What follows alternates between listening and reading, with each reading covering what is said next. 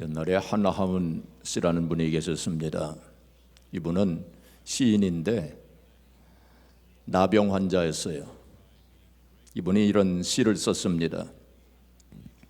내 죄명은 문둥이.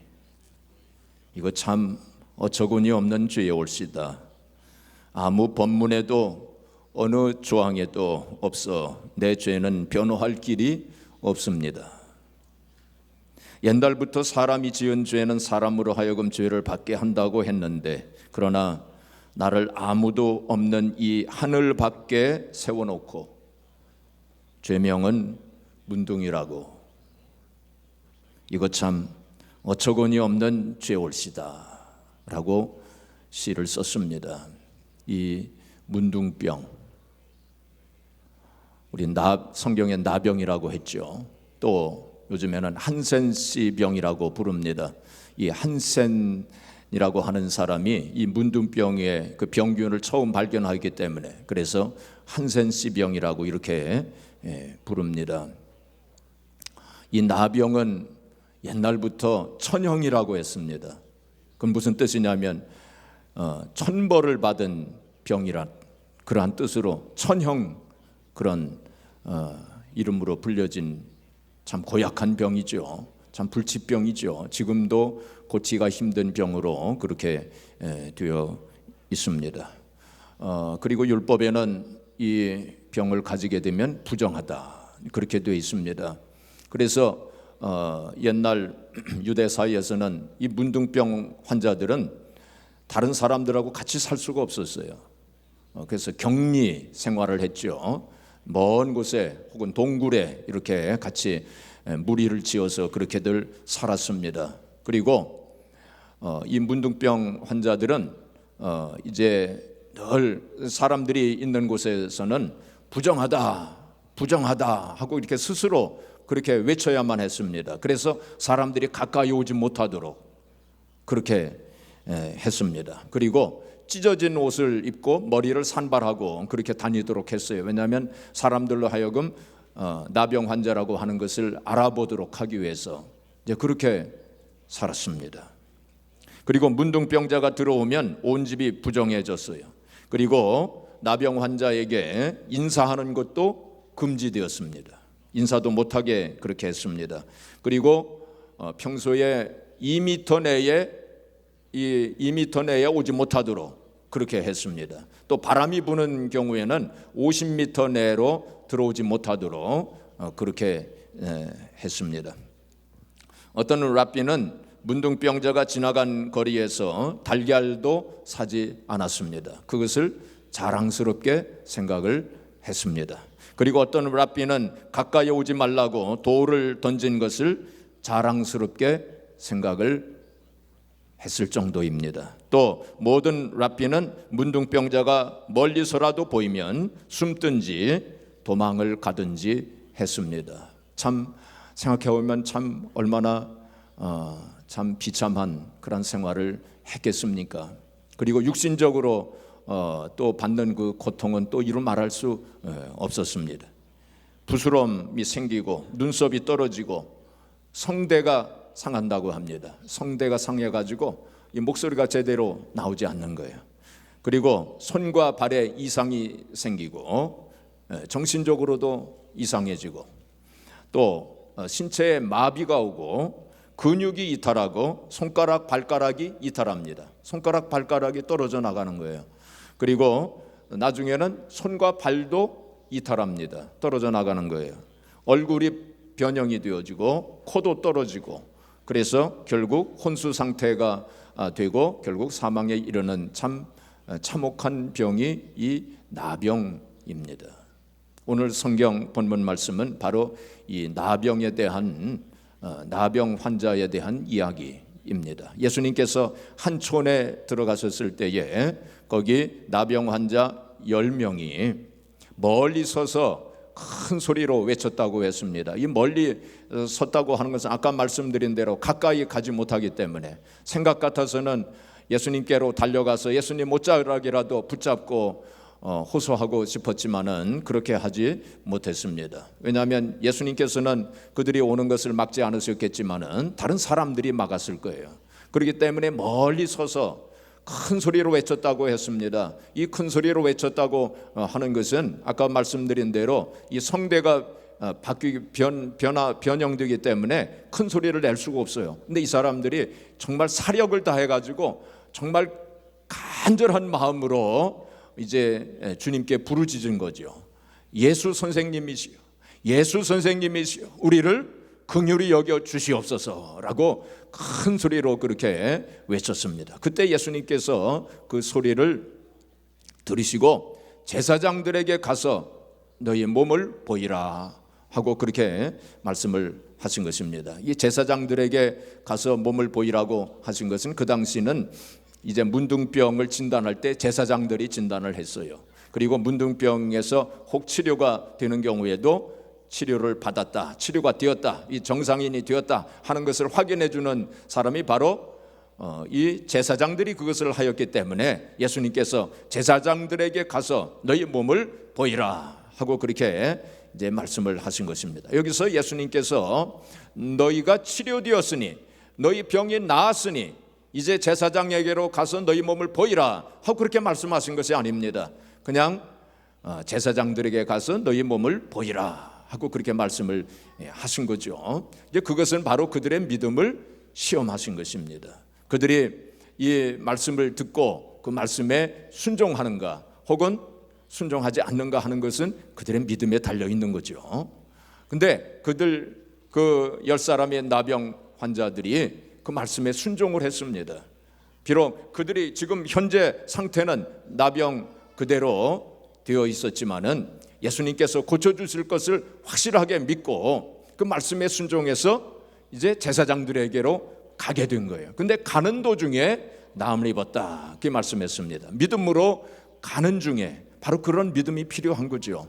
우리가 기도할 때도 너희가 기도하고 구한 것은 받은 줄로 믿으라. 이미 이루어진 것을 믿고 실상을 바라보는 그런 믿음을 우리가 가져야 되죠. 그래서 이 나병 환자들도 고쳐주실 것을 확실하게 믿고 제사장들에게 가다가 보니까 느낌이 온 거예요. 감각이 이상해졌어요. 감각이 이 손과 발에 감각이 없었는데 감각이 돌아온 것을 느끼게 된 것입니다. 참 이상하다 하고 이렇게 손을 보니까 이게 문드러졌던 손가락이 회복이 된 것을 보았습니다. 발가락을 보니까 발가락이 회복이 되고 또 이렇게 보니까 부스럼도 없어진 것을 봤어요. 또 옆에 있는 사람 보니까 얼굴이 변형되었었는데 이제 그 얼굴이 회복된 것을 보게 됐어요. 그게 얼마나 놀랐겠습니까? 얼마나 기뻤겠습니까? 아마 펄쩍펄쩍 뛰면서 기뻐했을 거예요. 그러면서 빨리 제사장들에게로 가서 우리의 몸을 보이고 우리가 정상인의 삶을 살자. 그리고 기다리고 있는 그리운 가족들에게로 빨리 달려가자. 아마 그러면서 막 달려갔을 것입니다.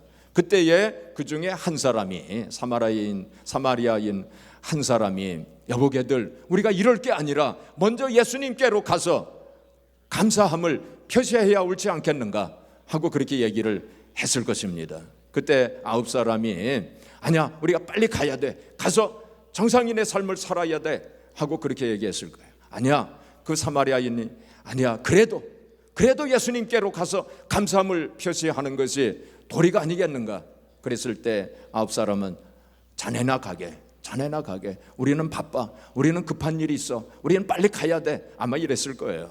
그래가지고 9사람과 한 사람이 거기서 헤어지게 된 거죠. 그래서 사마리아인 한 사람만 예수님께로 돌아온 것입니다.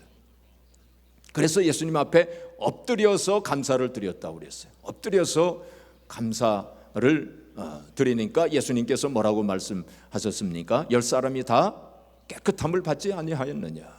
그 9은 어디 있느냐? 그 9은 어디 있느냐? 그 9은 왜 와서 감사를 표시하지 않느냐? 하고 예수님께서 섭섭함을 드러내신 거죠. 예수님께서 여간에서는 이런 말씀 안 하시잖아요. 뭐 섭섭함을 드러내신다든지 그런 말씀 안 하시는데 여기서는 그 섭섭함을 분명히 드러내셨어요. 그 9은 어디 있느냐? 왜 9은 오지 않았느냐? 그런 말씀이죠. 그러면서 이 이방인 외에는, 사마리아인이 이방인이죠. 유대인이 아니란 뜻입니다. 이 이방인 외에는 돌아와서 하나님 앞에 영광을 돌리러 돌아온 자가 없느냐, 이제 그렇게 말씀을 하시면서 일어나 가라, 네 믿음이 너를 구원하였느니라. 일어나 가라, 네 믿음이 너를 구원하였느니라 하고 예수님께서 그렇게 말씀하신 것이 오늘 본문의 내용입니다. 자, 그렇다면 이 9사람은 왜 예수님께 돌아와서 감사함을 표현하지 않았을까요? 그건 뭐 여러 가지 이유가 있었겠죠. 아까 말씀드린 것처럼 빨리 가족에게로 가서, 정말 얼마나 보고 싶은 가족이겠습니까? 격리되어서 살았으니 부모도 만나고 싶고 또 처자도 만나고 싶고, 그래서 또 친구들도 만나고 싶고, 그래서 정상인의 삶을 빨리 하고 싶어서 아마 그랬을 것입니다. 또 아니면 어떤 사람은 나중에 하면 되지, 나중에 가서 예수님 찾아 믿고 감사함을 표하면 되겠지, 아마 이런 생각을 했을는지도 모르겠어요. 또 어떤 사람은 마음속에 마음으로 감사하면 되었지, 꼭 그것을 가서 뭐 표현해야 되는가, 아마 예수님도 이해하시겠지, 아마 이런 생각을 했을는지도 모르겠어요. 또 어떤 사람은 지금은 형편이 좀 그러니까 형편이 좀 좋아지면 나중에 예물이라도 좀 마련해 가지고 예수님께로 가는 게 그게 좋지 않겠나, 나중에 하면 되겠지, 아마 이런 생각을 아마 했을는지 모르겠어요. 한마디로 말하면 배운 망덕이죠. 배운 망덕이란 말이 있지 않습니까? 이 배운 망덕이란 그 사전적 의미가 뭐냐면은 다른 사람으로부터 받은 은혜를 잊어버리고 감사하지 아니하는 그것이 배운 망덕입니다. 우리가 이 세상에 살면서 배운 망덕한 사람들도 있어요. 그렇죠? 그런 사람들이 많이 있어요. 그렇죠? 마땅히 감사해야 되는데 감사하지 못하는 그런 사람들 있지 않습니까? 옛날에 이 미국 그 미시간호, 이 5대호 가운데 미시간호가 있잖아요. 이 미시간호에서 레이디 엘진이라고 하는 큰 여객선이 배가 거의 침몰을 했어요. 많은 사람들이 죽게 됐는데, 그때에 노스웨스트 대학교에 그 대학생 한 사람이 스펜서라고 하는 대학생 한 사람이 있었어요. 이 사람이 수영 선수였습니다. 그래서 이제 바다에 빠진 사람들, 죽어가는 사람들 17명이나 구출해냈어요. 뭐 굉장한 일을 한 거죠. 17명이나 구출을 했으니까. 그런데 나중에 이 토리 목사님이 LA에서 이제 설교를 이제 하면서 그 청년의 용기에 대해서 이렇게 얘기를 했어요. 이제 수십 년이 흘렀어요. 수십 년이 흐른 다음에 이제 그런 그 청년의 이야기를 이제 했는데, 나중에 예배 후에 어떤 백발 노인이 찾아온 거예요. 백발 노인이 찾아와 가지고 바로 그 청년이 바로 접니다. 그 얘기를 한 거예요. 얼마나. 이제 그러면서, 그래서 이 토레이 목사님이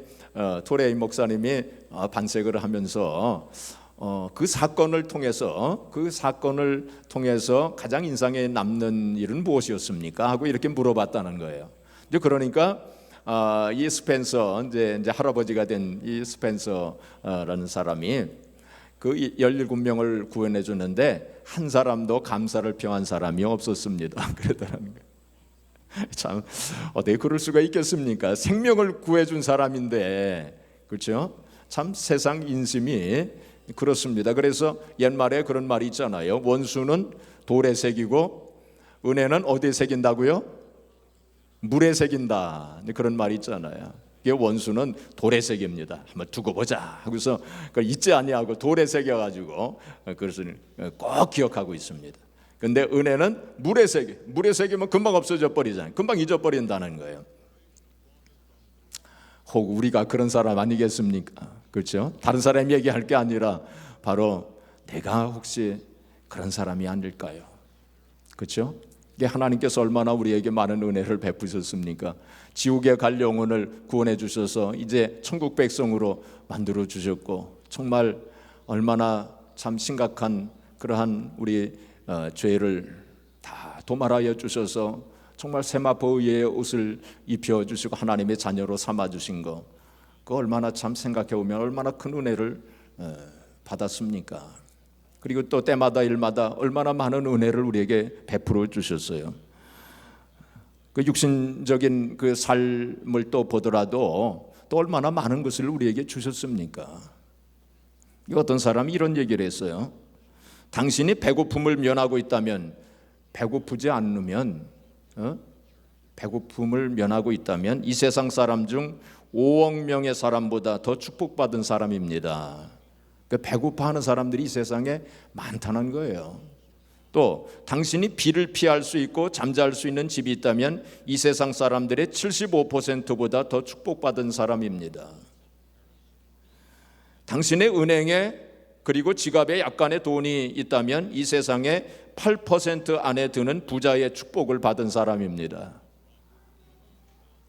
참 이 세상에 참 가난하게 사는 사람들도 많이 있어요. 그렇죠?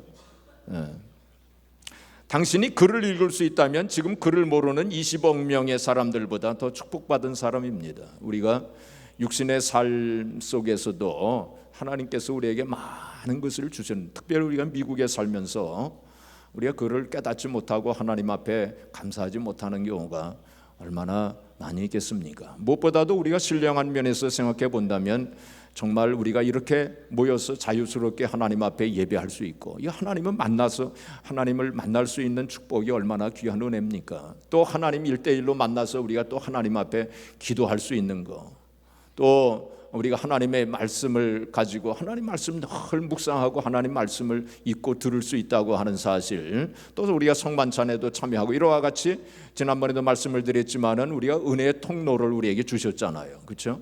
이런 걸 우리가 생각해 보면 얼마나 큰 은혜를 받은 사람들입니까? 그런데 우리도 사실 옛날에 처음에 우리가 은혜 받고 그랬을 때 얼마나 감격하고 얼마나 감사했습니까? 그렇죠? 그런데 시간이 지남에 따라서 그것이 희미해져요. 그래서 고목나무처럼 이제는 감각이 없어져 가지고 뭐 그런가 보다 하고 이제 그렇게 생각하고, 하나님께서 우리에게 주셨던 그 은혜와 사랑을 이제는 뭐 감격하지도 않고 십자가를 바라봐도 눈물도 별로 나오지 않고 뭐 감동도 없고 그렇게 되어 있지 않은가. 그렇죠? 그래서 모든 것이 뭐 그냥 당연하게 뭐 하나님이시니까 당연히 뭐 은혜를 주시는 것이고, 또 우리는 하나님의 자녀들이니까 또 당연히 은혜를 받는 것이고, 뭐 그래가지고 별로 뭐 감사가 별로 그렇게 나오지도 않고 우리가 혹 이제 그런 마음의 소유자들이 되지 않았는가 하는 것을 한번 되돌아보게 됩니다. 어떤 사람이 아주 재미있는 실험을 하나 했어요. 이 사람이 무슨 실험을 했느냐면은 어느 동네에 이제 한 20여 가정에 이제 이 사람이 돈이 좀 많이 있었던 모양이에요. 그래가지고 한 20여 가정에 무작정 문을 두드리고서는 100불씩 줬답니다. 100불씩. 아무 조건 없이 드리는 겁니다. 이 선물을 받으세요 하고 100불씩 줬대요. 그러니까 이 사람들이 얼마나 깜짝 놀랐겠어요. 얼마나 참 감사했겠습니까? 참 고맙다고 땡큐 뭐 그냥 수없이, 어떤 사람은 정말 눈물이 날 정도로 그렇게 감사를 이제 표했다는 거예요. 근데 이제 그 다음 주에 또 똑같은 요일에 똑같은 시간에 또 똑같은 집 이렇게 다 또 100불씩을 또 줬답니다. 그러니까 이번에도 참 감사하다고 뭐 하여튼 여러 번 얘기를 하고, 그리고 또 세 번째 주도 또 그랬대요. 또 100불씩 다 돌렸대요. 그때도 뭐 감사하고 뭐 그런데 조금 줄어들었답니다. 자, 근데 한 5번째 주쯤 해가지고 보니까 미리 나와 있더래요. 사람들이 다 그 시간에 나와 있더래요. 그래가지고 또 100불씩 다 받았는데 뭐 감사하다고 뭐 말은 하지만은 뭐 그냥 조금 건성으로 챙겨서 그냥 집으로 이제 들어가더랍니다. 그 뭐 6주 7주도 계속 이제 그렇게 했는데 한 10째 10째 주 정도 돼가지고는 그냥 지나갔대요. 그 거리를 지나갔대요. 그랬더니 그 받았던 사람들이 왜 내 거 안 주느냐고, 왜 내 거 안 주느냐고 도리어 화를 내더래요. 그것이 사람의 모습입니다. 우리의 모습이 아닙니까? 그렇죠? 하나님께서 우리에게 은혜를 주시는데 왜 내 거 안 주십니까? 왜 내 거 안 주십니까? 내가 그렇게 기도했는데 왜 내 거 안 주십니까? 왜 나에게 그거 안 주십니까? 하면서 당연히 받아야 할 것으로 그렇게 생각을 하고, 그렇죠? 우리가 하나님 원망하고 불평하지는 아니했는지, 이제 감사가 다 식어버린지는 아니했는지 우리 자신들을 한번 되돌아봐야 할 것입니다. 근데 이 사마리아인의 감사는 다른 사람하고 다른 그런 모습을 우리에게 보여주고 있는 거 아닙니까? 10분의 1입니다. 10사람 중에 한 사람. 그러니까 정말로 하나님 앞에 진정으로 감사하는 자는 별로 없다는 거예요. 10%밖에 안 된다는 거예요. 어떤 목사님은 이 본문을 가지고 설교 제목을 삼았는데 상위 10%의 감사라고 그렇게 설교 제목을 정했더라고요. 상위 10%의 감사. 진정으로 감사하는 사람은 10%밖에 안 된다는 거예요. 자, 이 사마리아인의 감사는 어떤 감사였겠습니까? 신속한 감사예요. 무슨 감사예요? 신속한 감사입니다. 우리가 감사할 때 하나님 앞에 신속하게 감사해야 돼요. 미루지 않았습니다. 미루면 이게 희미해져요. 그렇죠? 바로 하나님 앞에 감사를 드려야 돼요. 자, 시편 119편 60절 같이 읽겠습니다. 주의 계명들을 지키기에 신속히 하고 지체하지 아니하였나이다. 하나님의 말씀을 순종하는 데는 바로 해야 돼요. 신속하게 해야 돼요. 하나님께서 아브라함에게 너희 독자 이삭을 바쳐라 그랬을 때에 아브라함이 미적미적하면서 그냥 늦잠 자고 떠난 게 아닙니다. 그 다음 날 아침 새벽에 일어났어요. 새벽에는 물론 아브라함도 인간이었기 때문에 아마 한숨도 못 잤을 거예요. 그 독자 이삭을 어떻게 바칩니까? 근데 하나님 말씀이기 때문에 새벽에 일찍 일어나요. 그래가지고 모리아산으로 출발합니다. 그 아브라함이 참 그런 사람이었어요. 이게 하나님 말씀은 그대로 순종해, 바로 순종해야 돼요. 미적미적거리면 이것저것 계산하지 말고 생각하지 말고 그러니까 하나님 말씀대로 바로 순종해야 돼요. 그래야 올바른 순종이 되는 것입니다. 그 다음에 이 사마리아인의 순종은 하나님 중심의 순종이었어요. 어떤 순종이었어요? 하나님 중심의 순종이에요. 우리가 물론 다른 하나님 중심의 감사였습니다. 그러니까 물론 우리가 다른 사람들에게도 감사해야 돼요. 그렇죠? 당연히. 자, 그런데 먼저 하나님 앞에 감사해야 돼요. 우리가 하나님 앞에 올바른 감사를 하는 사람은 다른 사람들에게도 올바른 감사를 하게 돼요. 하나님 앞에 감사하지 않는 사람들은 다른 사람들에게도 감사가 안 됩니다. 그래서 하나님 중심의 감사가 이루어져야 돼요. 우리가 잘 알고 있는 것처럼 1620년에 102명의 그 청교도들이 신앙의 자유를 찾아서 이 미국 신대륙에 온 거 아닙니까? 그래서 매사추세츠 그 남쪽 해안에 지금 플리무스라고 하는 곳이 있는데 거기 가면은 그 바위가 하나 있어요. 바위에 보면 1620이라고 새겨져 있어요. 거기 사람들이 메이플라워를 타고 와가지고 바로 그 바위에 첫 발을 디딘 거죠. 그 102명이 이제 도착을 한 거 아닙니까? 그래서 엠파이어 스테이트 빌딩이 102층으로 지어졌다 하는 말도 있죠. 그래가지고 이 사람들이 도착을 한 후에 그 플리무스 스테이트먼트라고 하는 것을 만들었어요. 그들 나름대로 법을 정한 거예요. 법률을 정한 거예요. 근데 이게 플리무스 스테이트먼트 제1조가 뭐냐면은 우리는 하나님의 영광을 위하여 우리의 장래 목적을 설정한다. 그걸 천명했어요. 우리 인생의 목적은 바로 하나님께 영광을 돌리는 데 있다. 우리가 이 신대륙을 찾아서 여기에 도착하고 여기서 우리가 살게 될 텐데 우리 인생의 목적이 바로 하나님께 영광을 돌리는 데 있다. 그걸 천명을 했어요. 그리고 1년 동안 사는데 여러 가지 참 어려움이 많았죠. 추위와 배고픔과 그리고 질병으로 인하여서 참 여러 가지 고난과 환난이 많았어요. 그래가지고 102명 중에 47명이 죽었어요.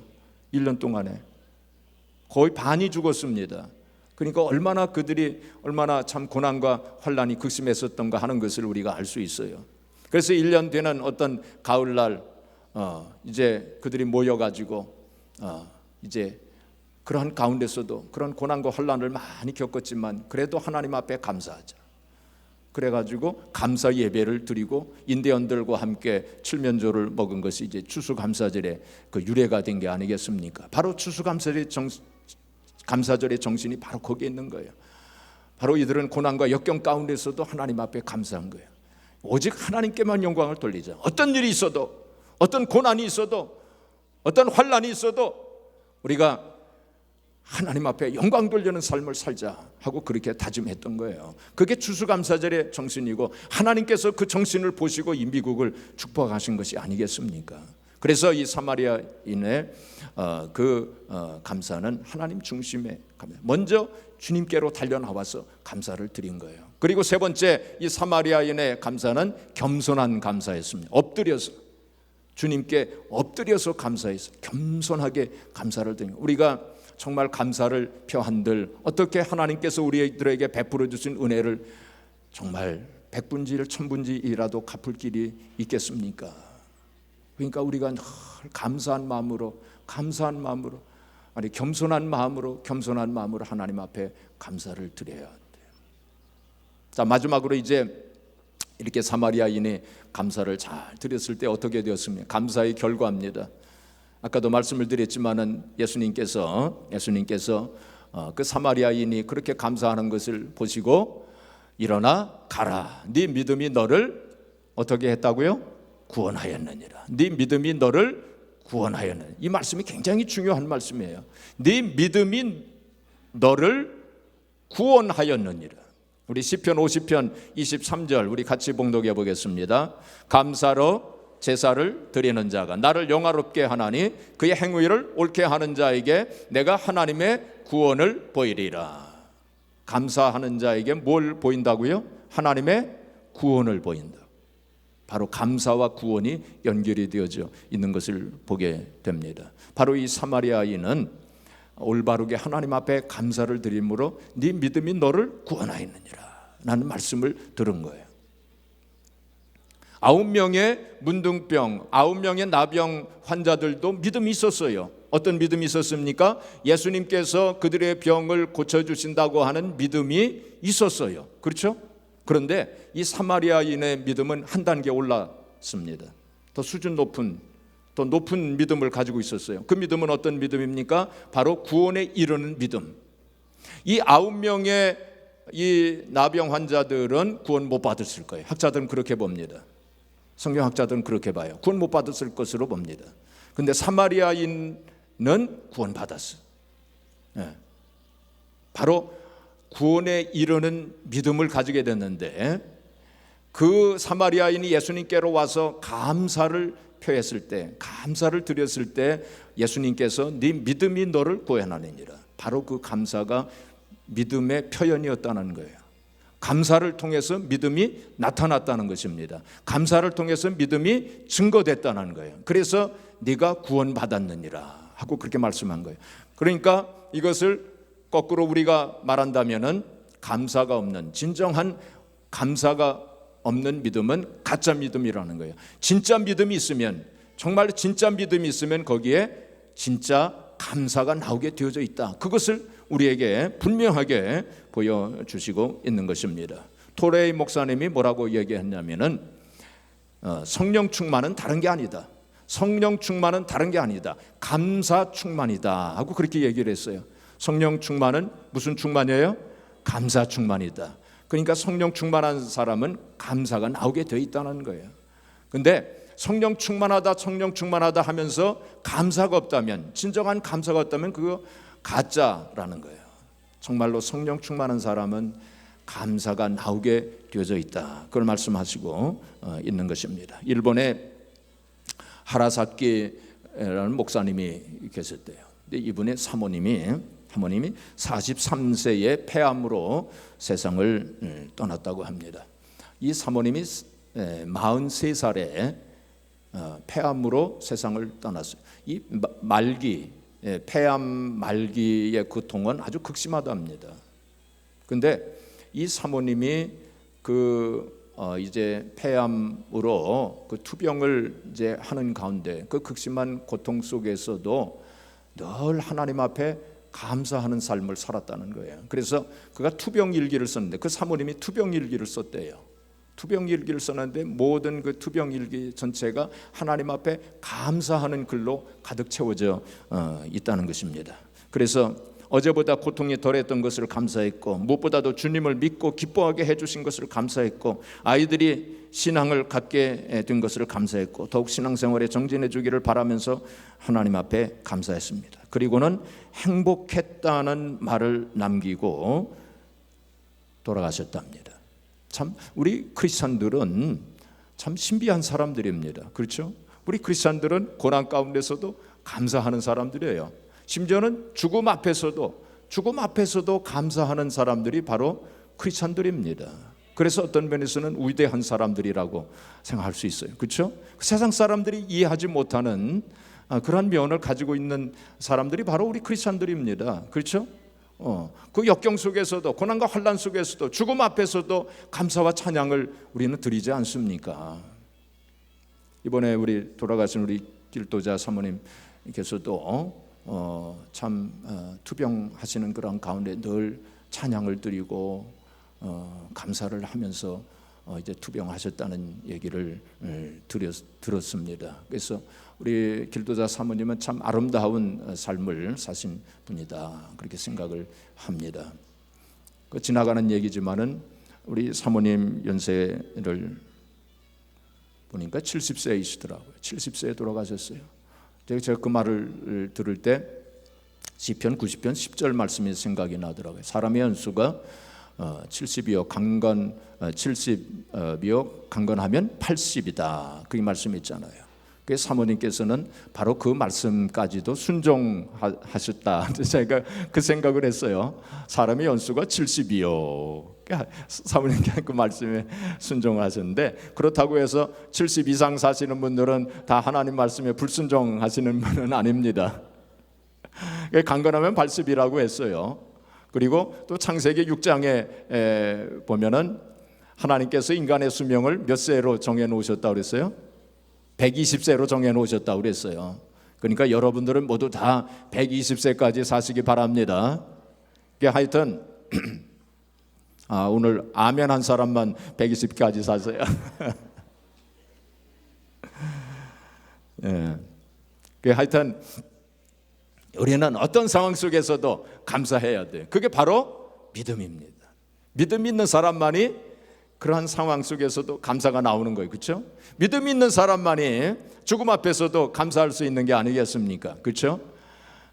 이게 부모님에게 감사하는 자식들이 그 철든 자식들이에요. 그렇죠?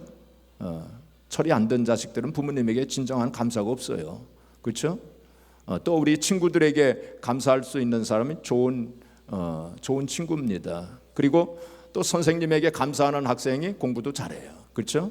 마찬가지로 우리가 하나님 앞에 감사하는 우리 크리스찬들은 철든 크리스찬입니다. 이게 성숙한 크리스찬이에요. 그리고 좋은 크리스찬이고 또 신앙생활도 잘 한다고 그렇게 볼 수 있습니다. 사랑하는 성도 여러분, 감사의 절기를 우리가 지금 보내고 있어요. 다음 주일은 우리가 추수감사 주일입니다.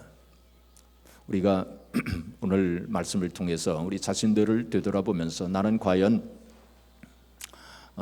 그 사마리아인처럼 주님께 감사를 드린 그 한 사람에 속하는지, 아니면 9사람, 감사할 줄 모르는 9사람에 속한 그러한 사람인지 한번 우리 자신들을 되돌아보는 시간이 되시기를 바랍니다.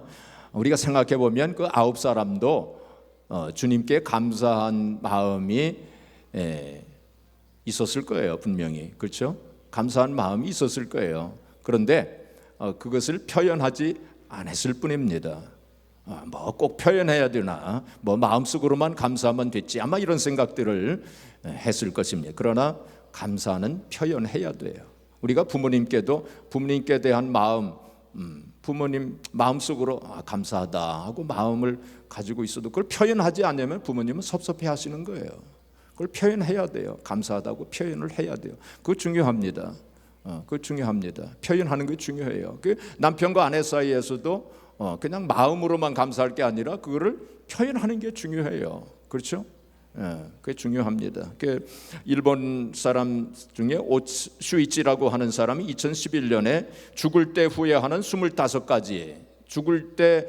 25가지라는 책을 썼어요. 그래서 아주 베스트셀러가 되었다고 합니다. 그러니까 이 사람은 어떤 사람이냐면은 그 호스피스라는 게 있잖아요. 호스피스, 이제 거의 마지막 임종에 가까운 그 환자들 를 이게 돌보는 병원이 호스피스 아닙니까? 이 호스피스에서 일하는 전문의였어요. 의사였어요. 그래서 이 사람이 1000명의 환자에게, 죽음을 앞둔 1000명의 환자에게 물어본 거예요. 지금까지 인생을 사시면서 가장 후회되는 일이 무엇입니까? 하고 그렇게 물어봤대요.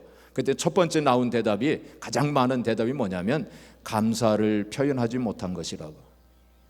감사를, 다른 사람들에게 감사를 많이 이렇게 표현하지 못하고 했던 거, 그게 가장 후회되는 일이라고.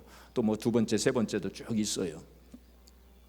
여러분, 우리가 인생을 살면서 주변 사람들에게, 가족들에게, 혹은 다른 옆에 있는 사람들에게 늘 감사를 표현하시면서 그렇게 사세요. 예? 감사를 표현. 무엇보다도 우리 하나님 앞에 늘 감사를 표현하시면서 그렇게 사시기를 바랍니다. 성 어거스틴이 이렇게 얘기했어요. 믿음과 소망, 사랑 항상 있을 것인데 그 중에 제일은 뭐라고요? 사랑이라고 했는데, 내가 한 가지 거기에 붙이고 싶은 것이 있다면 감사다 그랬어요. 감사. 그래서 믿음과 사랑, 소망, 거기에다가 감사를 붙이고 싶다고 성 어거스틴이 그렇게 얘기했어요. 그리고 매튜 헨리라고 하는 유명한 성경 주석가 있지 않습니까? 이 매튜 헨리가 뭐라고 얘기했냐면은, 감사는 더하기와 같아서, 이 플러스, 감사는 더하기와 같아서 모든 것에 감사하면 거기에 하나님의 축복이 더해진다 하고 그렇게 얘기를 했습니다. 예수님께서도 그런 말씀하셨죠. 있는 자는 더하여 주시고 없는 자는 있는 것까지 빼앗기리라. 그런 말씀, 아주 좀 이상한 말씀 하시지 않았습니까? 있는 자는 또 주신다는 거예요. 근데 없는 자는 있는 것도 빼앗아 가신다고 그렇게 말씀하죠. 그럼 무슨 뜻입니까? 여러 가지로 뭐 해석할 수 있지만은 감사하는 자에게는 자꾸 더 주신다는 거예요. 있는 것을 가지고 자꾸 감사하는. 그런데 감사를 하지 않는 사람은 늘 없는 것만 생각해요. 없는 거, 나에게 없는 거. 그런 사람들은 있는 것까지도 빼앗기리라. 그 있는 것을 가지고 늘 감사하시길 바랍니다. 우리가 늘 하는 얘기지만 스펄전 목사님께서 반딧불을 가지고 감사하는 사람에게 촛불을 주시고, 또 촛불을 보고 감사하는 사람에게 전깃불을 주시고, 전깃불을 보고 감사하는 사람에게 달빛을 주시고, 달빛을 보고 감사하는 사람에게 햇빛을 주시고, 햇빛을 보고 감사하는 사람에게 뭘 주신다고요? 하나님의 영광의 빛을 주신다 그랬어요. 있는 것을 가지고 계속 감사하세요. 감사의 신비와 그런 능력이 있습니다. 사랑하는 성도 여러분, 이번 감사의 절기를 맞이해서 우리가 온전하게 하나님 앞에 감사하는 성도가 되어서 네 믿음이 너를 구원하였느니라 하는 그러한 말씀을 듣고 하나님 앞에 영광 돌리시는 저와 여러분들이 되어지기를 주님의 이름으로 축복합니다.